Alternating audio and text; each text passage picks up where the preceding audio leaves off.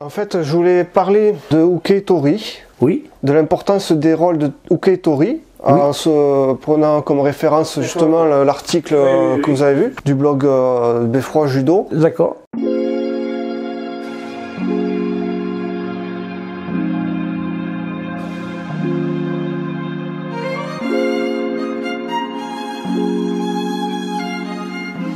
Alors, pour moi, ce n'est pas anodin que Jigoro Kano nous ait parlé de Uke et de Tori.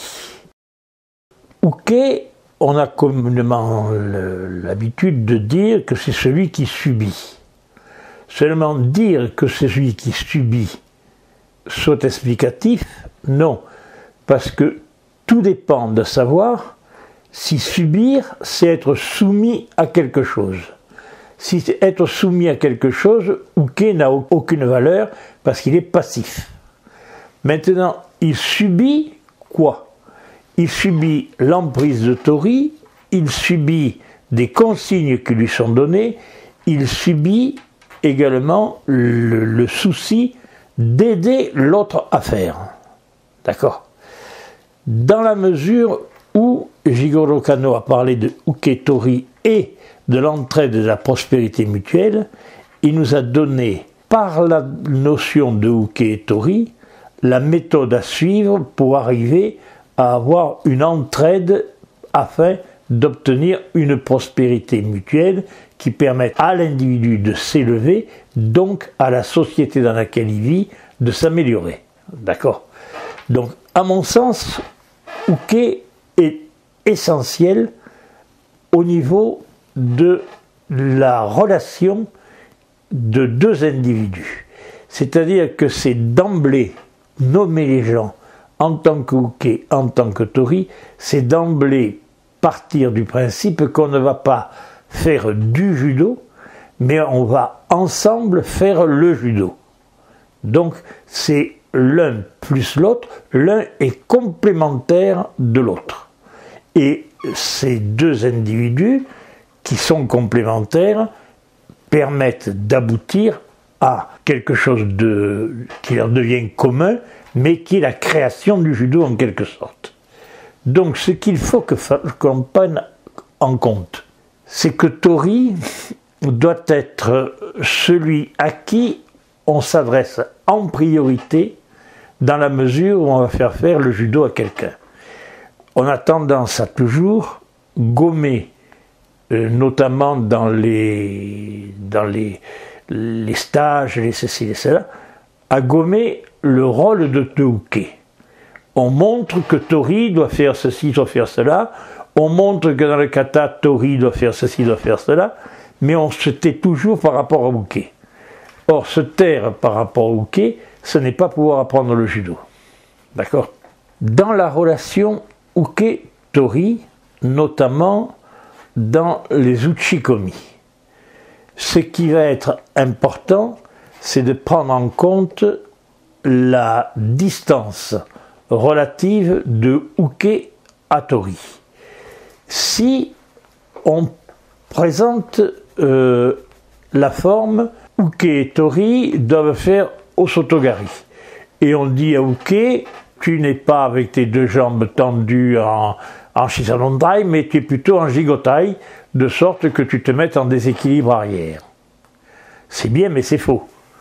Parce que tout va dépendre de la distance d'attaque entre Uke et Tori dans la mesure où ils sont en statique. De là, à mon sens, il est très dommage de demander à des gens pas suffisamment initiés de faire des uchikomi en statique. Parce que le judo se fait en déplacement. Si je prends des ceintures inférieures au-dessous de la ceinture verte et que je leur fasse faire des uchikomi, finalement, si je regarde bien, c'est jamais Uke qui est aspiré par Tori, mais c'est toujours Tori qui va se jeter dans les bras de Uke. Parce que la distance n'est pas bonne, parce que ceci, parce que cela. Donc, l'uchikomi statique ne doit venir que assez tardivement dans l'apprentissage, et notamment pas avant la ceinture verte, au moins. L'uchikomi on va faciliter le travail de uke, en ce sens que si on lui demande de faire un pas ou deux pas ou trois pas, fonction de la technique que l'on va faire, on a déjà le corps de uke qui ne se trouve pas stable sur deux pieds, mais qui se trouve en alternance d'un pied sur l'autre. Donc ça va être le moment favorable qui va permettre à Tori de sentir sa façon de se placer dans son kuzushi, son tsukuri et son kake. Le kuzushi, c'est le déséquilibre. Or, si j'ai un uke qui au départ est statique sur ses deux pieds, donc bien équilibré, dans l'uchikomi, je ne pourrais pas sentir le kuzushi si ce n'est le fait de tirer comme un bœuf sur mes deux bras pour le déséquilibrer. Si par contre, je prends l'habitude d'intervenir dans mon uchikomi sur le déplacement alternatif d'un pied sur l'autre, là je vais voir amplifier le déséquilibre que uke accepte de prendre dans la mesure où il avance un pied ou il recule un pied. D'accord ? Donc, c'est bien pour moi, l'important dans le judo, c'est cette notion de uke et tori qui doivent concourir ensemble à réaliser quelque chose. Et à aucun moment, uke ne doit être un individu passif. La seule chose, c'est que cette notion de subir, il subit consciemment et il ne subit pas inconsciemment. D'accord ? Il subit parce qu'il accepte de se mettre dans la position favorable à la réalisation de la technique, qu'elle soit vers l'arrière ou qu'elle soit vers l'avant. Et il va accepter d'autant plus qu'il va le faire sur un déplacement qui peut être un déplacement simplement d'un recul d'un pied ou de l'avancée d'un pied ou de ceci ou ça, fonction de la technique qu'on va vouloir faire. D'accord ? Donc, est-ce que ça va être une technique vers l'avant? Est-ce que ça va être une technique vers l'arrière? Est-ce que ça va être une technique dans laquelle je vais demander un déplacement latéral pour sentir l'alternance du passage de poids de corps d'un pied sur l'autre? Aucune importance. C'est à moi, professeur, à juger de ce qui va être nécessaire pour que Tori puisse se trouver dans la position optimale que uke lui offre. Schématiquement, l'axe de déséquilibre d'un individu, c'est la perpendiculaire à la position de ses deux pieds.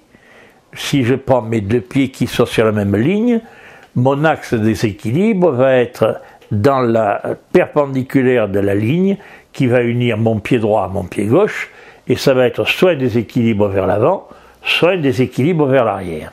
On est bien d'accord.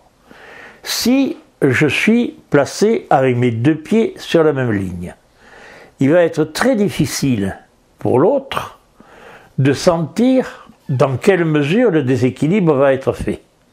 Parce que nous allons être l'un face à l'autre.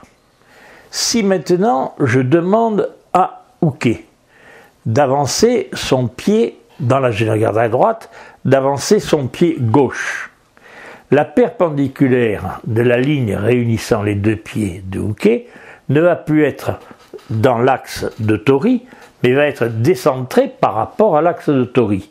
On est bien d'accord. Donc, ça va être la situation, attendu que cette perpendiculaire qui unit ces deux pieds va aller vers, toujours dans la mesure où on est en garde à droite, vers la main de la manche de tori, dont ikite, la main qui tire, d'accord ? À ce moment-là, je ne vais plus, moi, en tant que tori, tirer vers moi, mais je vais tirer en avant des appuis de uke. Si je tire en avant des appuis de uke, je vais pouvoir m'interposer entre uke et moi. Donc ma technique vers l'avant va être favorisée. Alors que si j'ai mes deux pieds face aux deux pieds de uke et que je tire en tirant vers moi, donc ce n'est pas une position favorable pour moi. Je me mets presque en déséquilibre arrière. Tu vois l'image? Oui.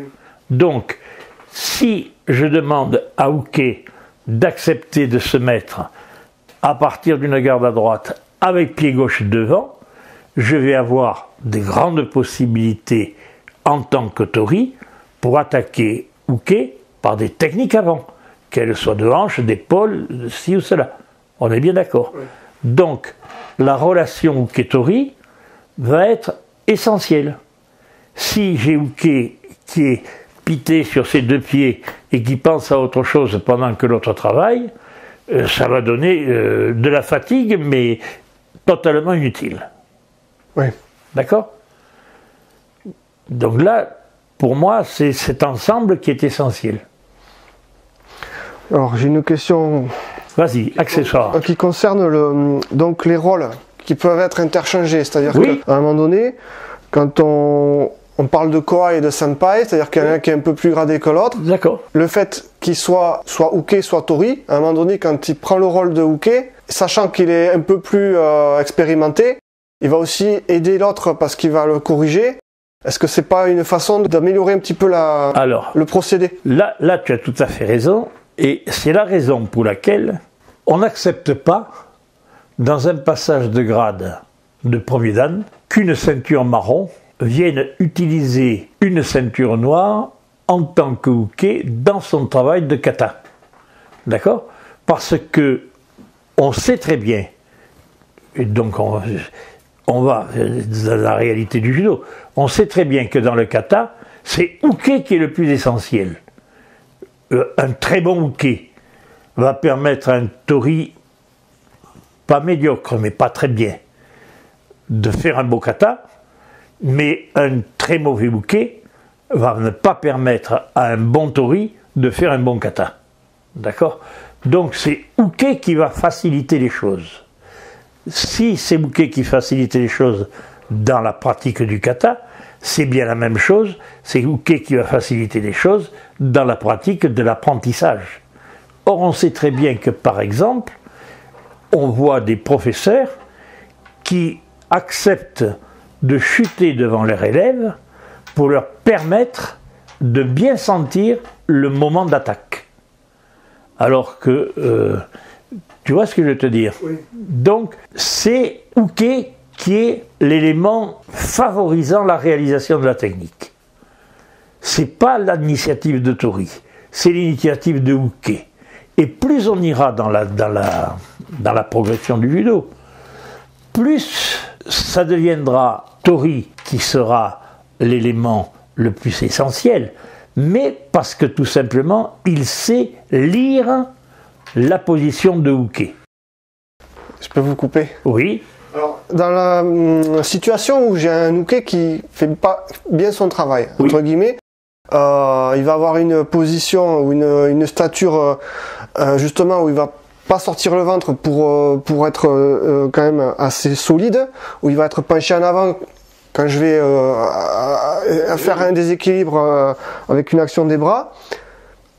Il va pas m'aider dans mon exercice. Non. Donc comment je fais pour corriger, parce que il pourrait à la fois corriger ma position en tant que tori, me dire ton pied est mal placé, ou il va s'appuyer dans mon dos pour justement me corriger ma position sur un nippon seoi où je vais donner un coup de fesse. Comment on fait? Alors, ce qu'il y a, c'est que le professeur s'adresse toujours normalement à des gens intelligents. S'il s'adresse à des gens intelligents, c'est au professeur à bien insister sur l'importance du travail de hooké qui permettent de faire le travail de tori.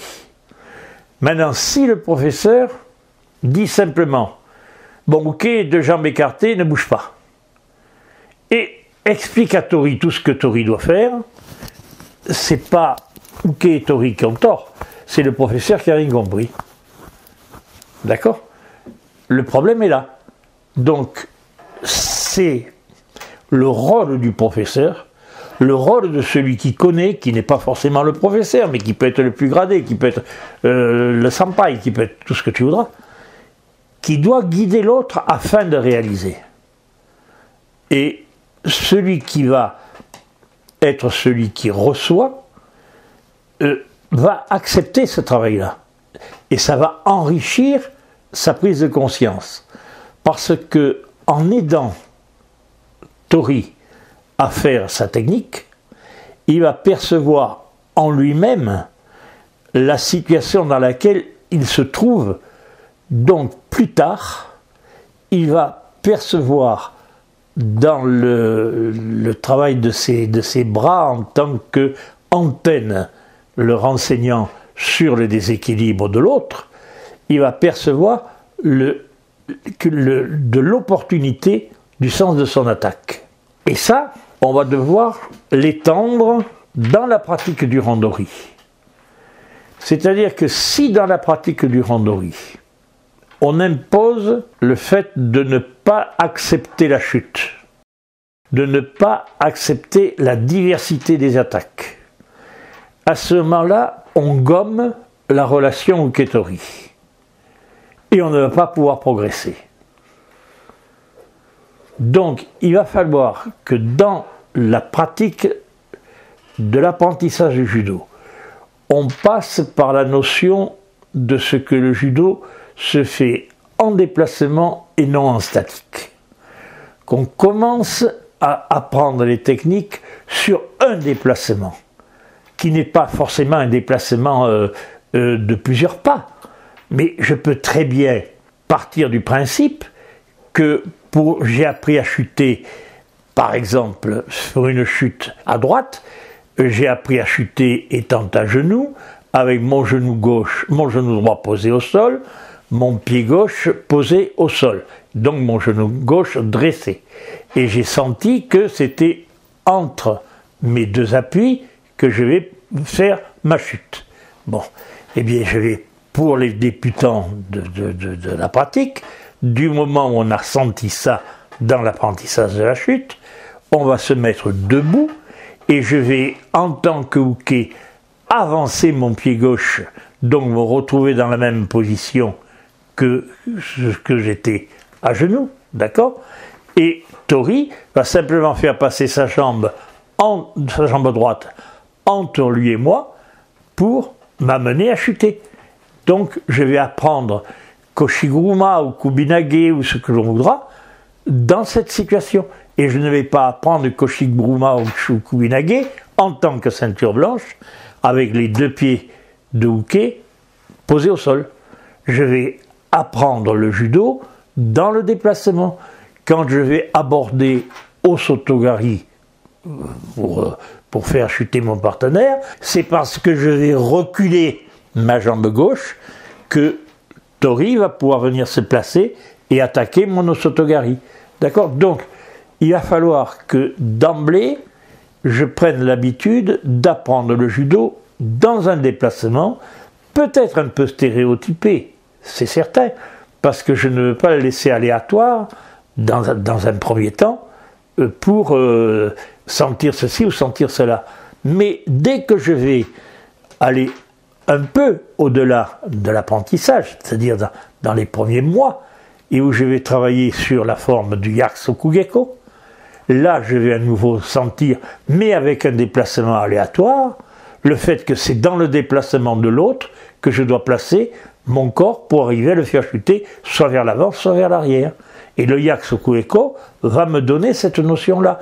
Mais c'est en Yakusokugeko, c'est alternativement, et non pas l'un fait chuter, l'autre subit, puis on change les rôles. Non, c'est de façon aléatoire qu'on va faire chuter, peut-être 3 fois de suite le même va faire chuter, ou toutes les deux techniques. Mais c'est sentir le moment propice au déséquilibre. D'accord. Alors là, c'est clair, il y a quand même le fait qu'on soit dans un combat libre pour le randori. Oui. Les rôles de Tori et Uke existent. Ils existent toujours. D'accord. Ils existeront toujours, même dans le rôle du championnat. Ah ben justement, c'était la question. Même dans le... Bien sûr, parce que dans le rôle du championnat, la différence qu'il va y avoir par rapport au Yakusokugeko ou par rapport au randori, c'est que ce n'est plus Uke qui va favoriser l'action de l'autre, mais c'est l'autre qui va percevoir le moment favorable pour attaquer. D'accord. D'accord? Donc on distingue quand même, malgré tout, celui qui va être projeté, c'est Uke. Bien sûr. Celui qui fait chuter, c'est Tori. Oui, oui. Même si c'est le championnat. Même si c'est le championnat. Mais seulement, ce qu'il y a, c'est que dans l'apprentissage, il y en a un qui accepte le rôle de Tori et l'autre qui accepte le rôle de Uke. Dans le randori, il y a un qui subit en tant que Uke et l'autre qui donne en tant que Tori. On a les deux rôles en fait, on accepte les deux rôles. D'accord? Et dans le championnat, c'est celui qui est capable de percevoir le moment d'attaque favorable qui va devenir Tori et l'autre qui va prendre un pion. D'accord. En fait, c'est le challenge, c'est de devenir Tori. Exactement. D'accord. Là, je voulais vous demander ce qui a été expliqué pour l'Uchikomi, on peut le retransposer donc dans le Nagekomi, dans le Randori, dans le Yakusoku Geiko. Oui, parce que également dans le Nagekomi, il est absurde de rester statique et faire chuter, tu vois. Ça ne doit pas. On peut faire Nagekomi en déplacement, c'est exact. Mais on peut faire Nagekomi en imposant que, à la prise de Judogi, Uke avance pied gauche, ou bien Uke avance pied droit, ou bien Uke recule pied droit, ou bien Uke recule pied gauche. D'accord? Et c'est le moment qui doit déclencher l'action pour obtenir un arc réflexe à la position du partenaire dans le moment où il n'a plus ses deux pieds au sol, mais soit le moment où il est sur un pied, qu'il avance, ou bien un pied qui va reposer, ou bien un pied qui... le balayage, c'est pas ceci, cela. C'est le moment où l'autre va poser son pied par terre, qui est le moment M qui permet de balayer.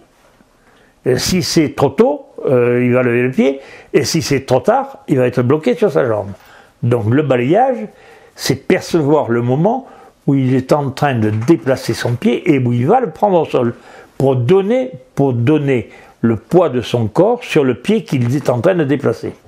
Voilà, ça c'est le balayage. Ok.